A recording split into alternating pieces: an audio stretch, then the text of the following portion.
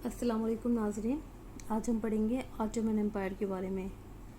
और ये जो नोट्स हैं ये फ्लिप की हट्टी से बनाए हुए नोट्स हैं। और एक दो चीज़ें इधर उधर से देखी गई हैं जो बात उसमें पूरी वाज़ेह नहीं थी, तो वो मैंने नेट का सहारा लेकर देखी हैं।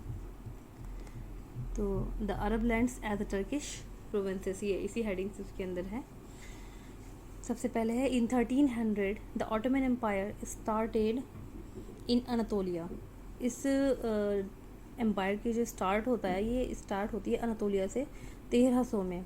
बहुत जगह 1299 भी है, लेकिन फ्लिप के हिट्टी की डेट यही है कि 1300 में ये डायनेस्टी स्टार्ट होती है on the ruins of Seljuk, यानी कि जो सल्जुक डायनेस्टी है वो ख़त्म होती है और ये शुरू होती है। It's capital beginning with 1326 with Bursa. जब ये डायनेस्टी शुरू होती है तो एकदम स्टार्टिंग में इसकी कैपिटल कौन सी होती है? बुरसा होती है। By 1366 the emirate had become more stable. 1366 से जो है एमिरेट बहुत ज़्यादा स्टेबल हो जाती है और अपनी जो कदम होते हैं मजबूत करती है जब, और यूरोपियन मेन लैंड में और डेवलप होती है जब किंगडम, तो इनकी कैपिटल क्या बन जाती है? अदिरने बन जाती है। कुछ लोग इसे एदिरन बोलते हैं, कुछ अदिरन बोलते हैं, एदिरने। कल मैंने एक टर्की नाटक में देखा था, इसे वो अदिरने बोल रहे थे। तो अदिरने जो है वो कैपिटल बन जाती है।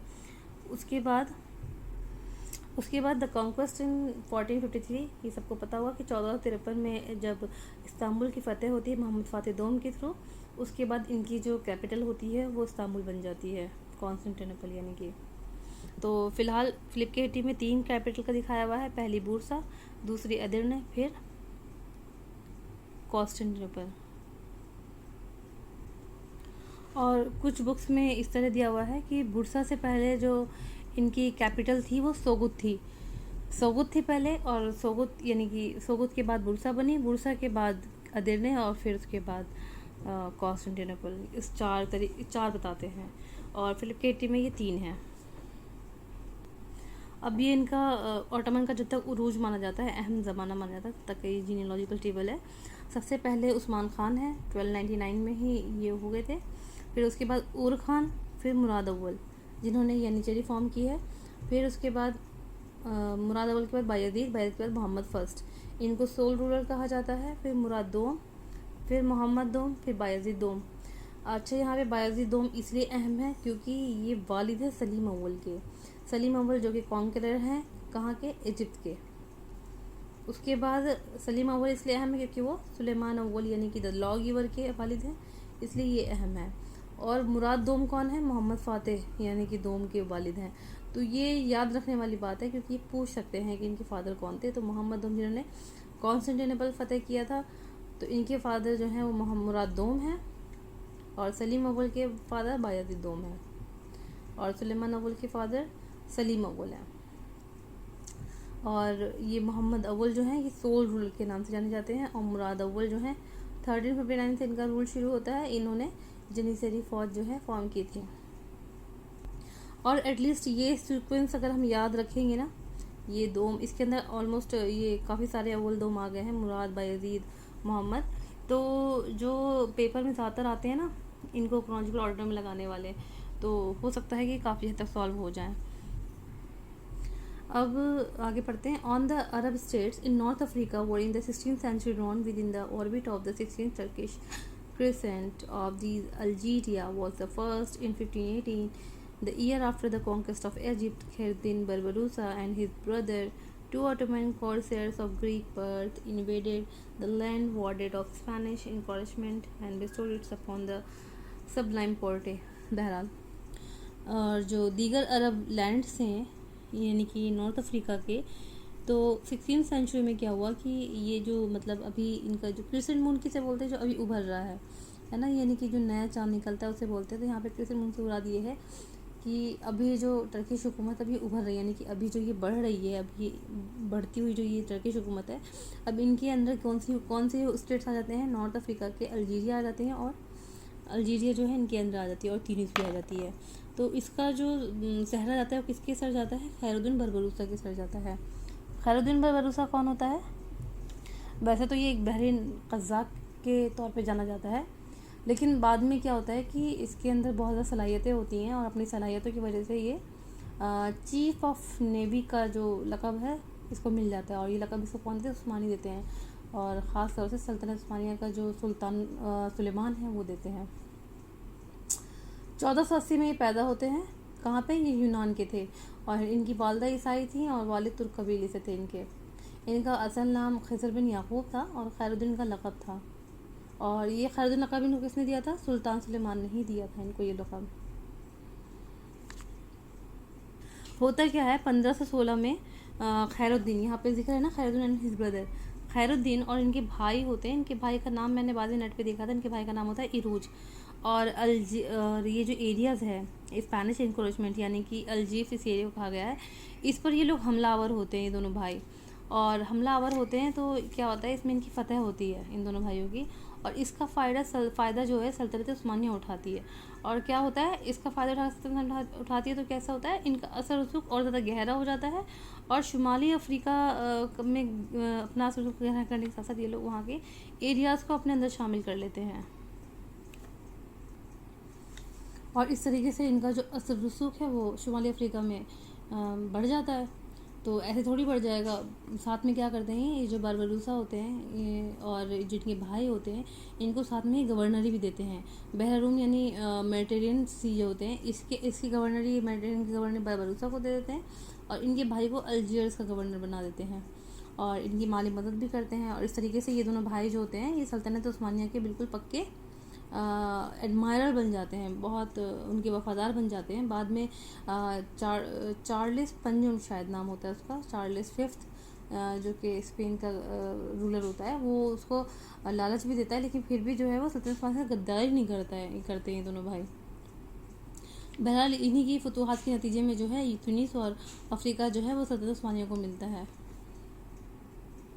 तो यहीं पे उस चीज़ का जिक्र हो रहा है। 1516 से ये लोग हमला करना शुरू करते हैं। 1518 में जो इजिप्ट की जो लड़ाई होती है इस नतीजे में इन्हें ये एरियाज़ मिल जाते हैं, और फिर ये क्या करते हैं, इनको लक़ब मिलता है बेलरबे कहा गया, हाँ बेलरबे इनको लक़ब मिलता है, जिसका मतलब होता है beige of beige.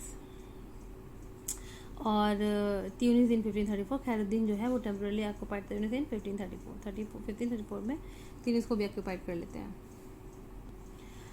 सिनान Pasha, a brilliant general of Albanian descent, जो अल्बानी नस्ल के एक शख्स होते हैं, जनरल होते हैं, बहुत ही अक्लमंद जिसे कह सकते हैं सिनान पाशा। उन्होंने क्या किया, 1578 में क्या किया इन्होंने, एक कैंपेन साउथ अरेबिया के ख़िलाफ़ जो है चलाया 1568 में। Most of the north African conquest were achieve during the rain of sultan first. North Africa की ज़्यादातर कॉन्क्वेस्ट किसके दौर में शुरू हुई हैं? सुलेमान फर्स्ट की दौर में शुरू हुई है, और इनका दौर क्या था 1520 से 1566 का। और शुरुआत किसके दौर में हो गई थी? सलीम अव्वल के दौर में शुरू हो गई थी, the son of conqueror. Suleiman अव्वल को क्या कहा जाता है? The son of conqueror. The conqueror कौन है? सलीम है, ठीक है। The conqueror of Syria and Egypt, and the man under whom the conqueror of Syria and Egypt Selim है, and the man under whom the Ottoman Empire hit the zenith of its might. ये जो line है ना, इससे question बन सकता है। The Ottoman Empire hit the zenith of its might, option में होता है सुलेमान, सलीम वगैरह वगैरह, ठीक है। उसके बाद नेक्स्ट है the Suleiman range the greater part of Hungary was reduced, Vienna was besieged and Rhodes was occupied. यानी हंगरी का एरिया जो था वो और सिमट गया था, वीना जो है वो उस पर कब्जा हो गया था, और रोडस जो है वो भी मतलब इनके ऑक्यूपाइड हो गया था। This was the greatest Muslim state of modern times, ठीक है। इनके दौर का जो है ये सबसे बड़ा मुस्लिम स्टेट था उस टाइम का। और not only that but one of the most enduring Muslim states of all time, बल्कि सिर्फ उसी दौर का नहीं बल्कि मतलब जितना पूरा सल्तनत उस्मानिया जितनी भी गुजरी है उस पूरे टाइम में सबसे ज़्यादा मजबूत था। नो लेस देन 36 सुल्तान। अच्छा, सल्तनत उस्मानिया में कितने 36 सुल्तान गुजरे हैं, या मतलब 36 से कम तो नहीं गुजरे, शायद उससे ज़्यादा भी हो। No less than 36 sultan, all in the direct male lines of Osman. अच्छा, किसी और डायनेस्टीज में ऐसा भी हुआ है किसी के दामाद ने खलीफत वो तख्त संभाला, या किसी दूसरे नस्ल में जो खिलाफत है वो मुंतकिल हो गई, जैसे कि मरवानी नस्ल में मुंतकिल हो गई उमैया की। और जैसे कि अब्बासियों की फिर इस तरीके से किसी और उसमें चली गई, लेकिन इसमें क्या है, एक डायरेक्ट मेल लाइन में है, यानी कि बाप के बाद बेटा, फिर उसका बेटा, फिर उसका बेटा, फिर उसका बेटा, फिर उसका बेटा। सल्तनत उस्मानिया में बीच में कहीं पे भी जो चेन है वो ब्रेक नहीं होती है 1300 से डायरेक्ट 1922 तक। Suleiman was known to his people by the honorific title of al Qanuni. Suleiman जो ये सुल्तान सुलेमान है वो इनका जो टाइटल है ये अल कानूनी नाम से जाने जाते हैं। और इन्होंने क्या किया था, इब्राहिम अल हलबी, इंपॉर्टेंट क्वेश्चन है, इंपॉर्टेंट पॉइंट है, इब्राहिम अल हलबी को क्या टास्क दिया था, एक बुक लिखने का टास्क दिया था। जो बुक, क्या बुक है वो, मुल्तका अल अबहुर, जिसके अंदर क्या है टास्क है, जिस मतलब ये इन्होंने जो पूरे लॉज जो बनाए थे सुलेमान ने, उसको एक बुक में कंपाइल करने का, जिसका नाम मुल्तका अल अबहुर लिखा, जिसको कि इब्राहिम अल हलबी ने कंपाइल किया था। Which remained the standard work on Ottoman law until the reforms of the 19th century. जब तक 19th सेंचुरी में जो रिफॉर्म्स हुई तब तक जो है ये बुक जो है बाकी रही थी। To European however Suleiman was known as the magnificent. और यूरोप में यूरोपियंस के लिए सुलेमान बार इस्लाम बोल दे रही हूँ, सुलेमान कानूनी जो है वो मैग्निफिसेंट के नाम से जाने जाते हैं। ये उसमें आ सकते हैं जो स्टेटमेंट बन के क्वेश्चंस आते हैं, उनमें आ सकता है ये वाला paragraph. Suleiman equipped and beautified the capital and other cities with mosque. Suleiman ने क्या किया, इक्विपेड किया और ब्यूटिफाई किया कैपिटल्स को एंड अदर सिटीज़ को, मस्जिदों से, स्कूल से, हस्पतालों से, महलों से और मकबरों से और पुल वगैरह से और पब्लिक बैथ यानी कि पब्लिक बाथरूम से। और 235 of which are said to have been, यानी कि 235 जिसके बारे में ये कहा जाता है कि वो उनके जो आर्किटेक्ट सिनान है उन्होंने ही बनाए हैं। He developed into most energetic and sticks, यानी कि सुलेमान के दौर में जो है, सुल्तान सुलेमान के दौर में सबसे ज़्यादा एनर्जेटिक और सबसे ज़्यादा प्रोमिनेंट आर्किटेक्ट सिनान को माना जाता है, टर्की का या फिर ऑटोमन पूरे एम्पायर का सबसे इससे ज़्यादा बड़ा आर्किटेक्ट कोई नहीं था सिनान से बड़ा। His masterpiece was the magnificent mosque named Suleimaniye. और सिनान का जो मास्टरपीस क्या है वो मैग्निफिसेंट मॉस्क है। Shortly after death of Suleiman the empire started on its downward course. तो ये लाइन भी जो है आ सकती है स्टेटमेंट में, the empire started on its downward course, ठीक है, राइट या रॉन्ग में।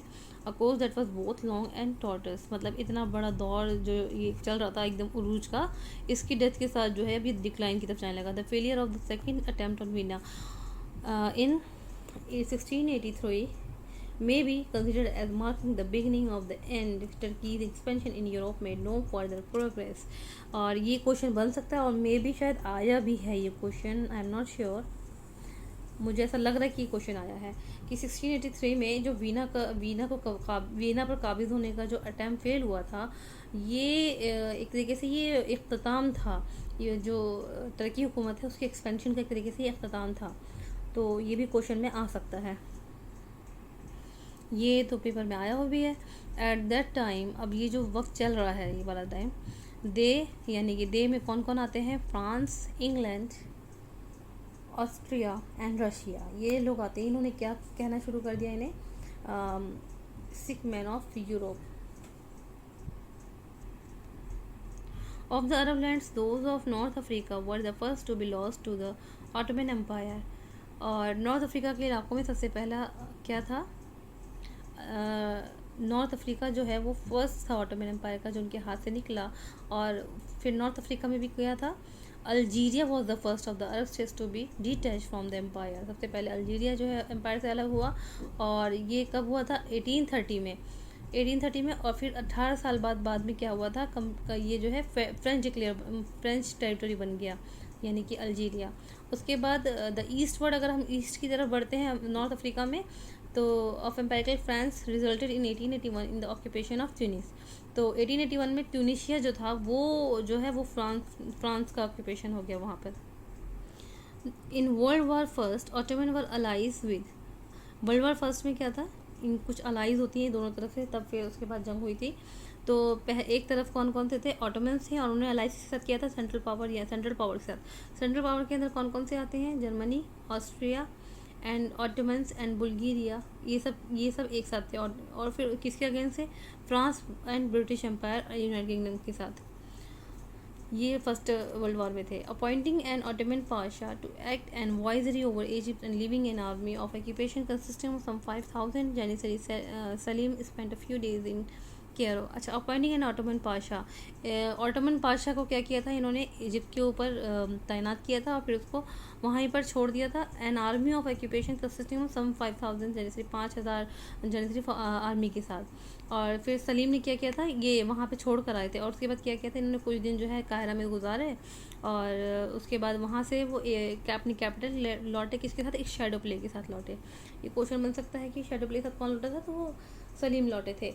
और शेडो प्ले वो किसके लाए थे, for the entertainment of his son Suleiman the crown prince. अपने बेटे सुलेमान के लाए थे जो कि उस वक्त के क्राउन प्रिंस है. इन 208 years of direct Turkish rule over Egypt. Egypt के ऊपर जो डायरेक्ट टर्किश रूल था यानी कि 208 ईयर्स यानी 208 सालों में कितने रूलर्स, नो लेस देन 100 सच पाशाज. कम से कम 100 पाशाज जो हैं वो एक के बाद एक जो है तख्त पर बैठे हैं और उतरे हैं. Beginning with the 17th century, mutinies became common. Conflict between pashas and beys became a recurring theme in the political history of the land. तारीख़ में मतलब ये लिखी जाने वाली बात है. पाशा और बेस के बीच में जो एक लड़ाई थी, एक थीम सी बन गई थी और ये तारीख़ में बार बार लिखा जाता है इनकी आपसी कॉन्फ्लिक्ट को. अब यहाँ से शुरू हो जाती है मोहम्मद अली पाशा, जो कि कौन है, फाउंडर ऑफ द